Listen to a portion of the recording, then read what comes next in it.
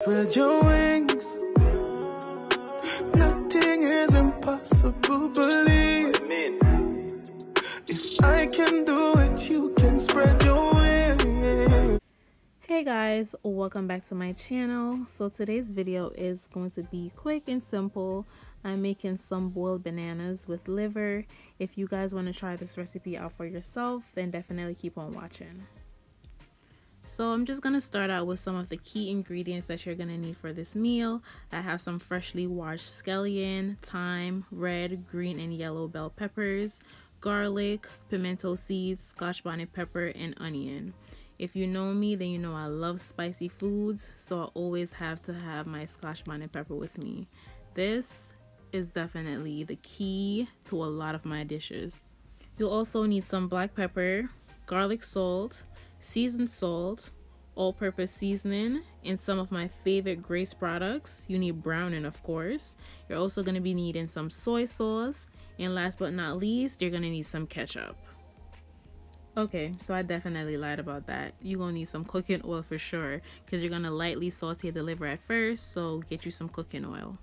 So I already washed the liver with some vinegar, and now I'm just adding in some seasonings. I added in some black pepper, garlic salt, all-purpose seasoning, and seasoned salt.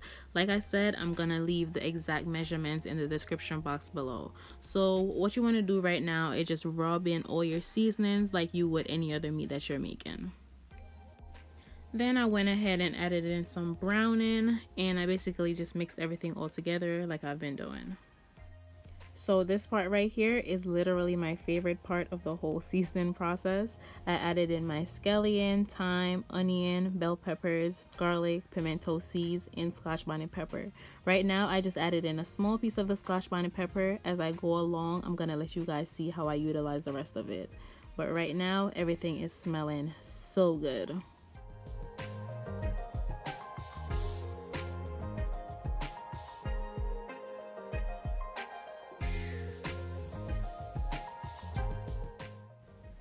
So I added in about 3 tablespoons of oil. I allowed it to get hot, and now I'm just adding in the liver to start the whole sauteing process.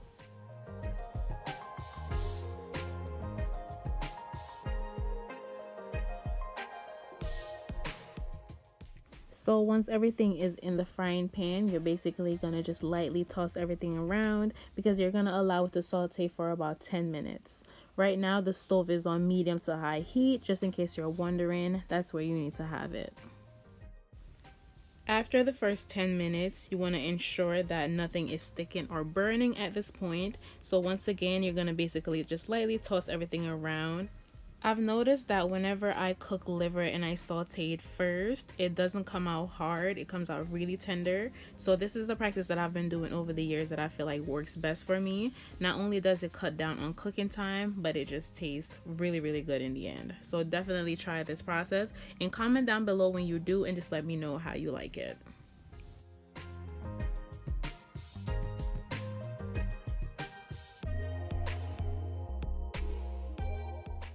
After about another 5 minutes, I just came back and did the same process, basically just lightly tossing everything around. I'm about to start prepping to make the gravy for it, so this is just the final little toss that I'm doing right now for the sauteing part. For the gravy, I'm starting out with some soy sauce. I'm adding in 1/8 cup of soy sauce, which is equivalent to 2 tablespoons. Once I do that, I'm just going to go ahead and just lightly mix in everything all together.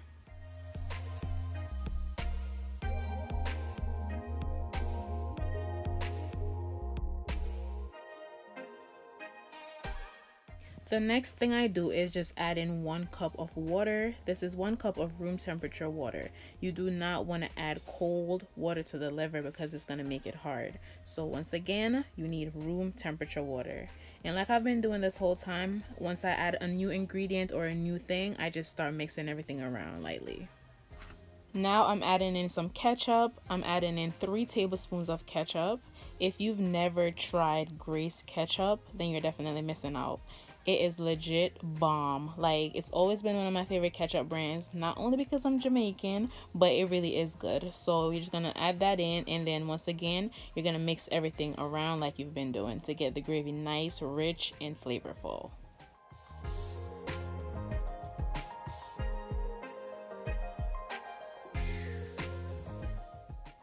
For the final few minutes of cooking, I just added in the scotch bonnet pepper that I had left over from earlier. I just wanted a little bit more spice. Once I do that, I just allow the gravy to simmer for about 5 minutes, and this is the results right now. It's rich, it's thick, it's not watery, and this is exactly how your liver should be looking right now.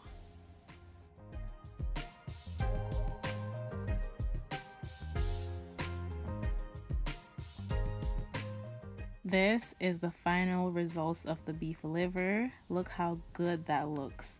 Now I'm going to show you guys how I make my boiled bananas to go along with it.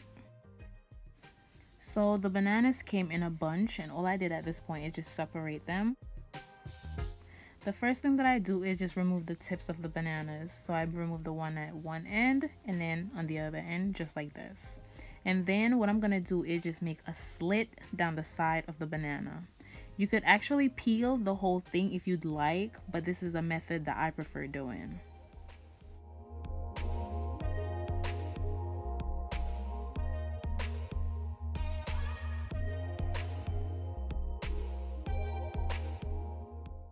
The next thing that I do is just to thoroughly wash the bananas before I actually boil them. So this is just what I'm doing really quickly.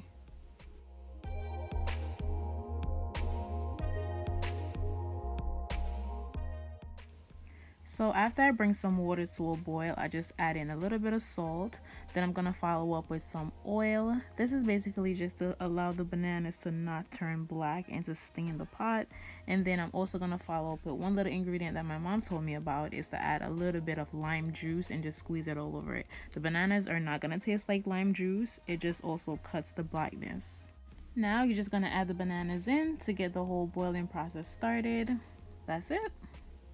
So I usually just allow the bananas to boil for about 15-20 minutes. I don't need more than that. So at this point, it's been boiling for about 10 minutes. So I'm gonna just cover the pot and just allow it to boil for another 10 minutes before I come back and see if it's completely done. Roughly 10 minutes later, I come back and check on it to see if everything is cooked, and this is how the bananas are looking. I can tell that they're done at this point because this is usually the time frame that I give my bananas to cook, but I'm gonna just lift it off the skin a little bit so you guys could see. But yeah, it's definitely done, and now I'm about to just serve everything up. So here are the final results of my beef liver with boiled bananas. If you guys decide to give this recipe a try, then definitely let me know in the comments below. As always, thank you guys so much for watching. Be sure to like this video, share it with somebody, and subscribe. If you haven't subscribed, you better.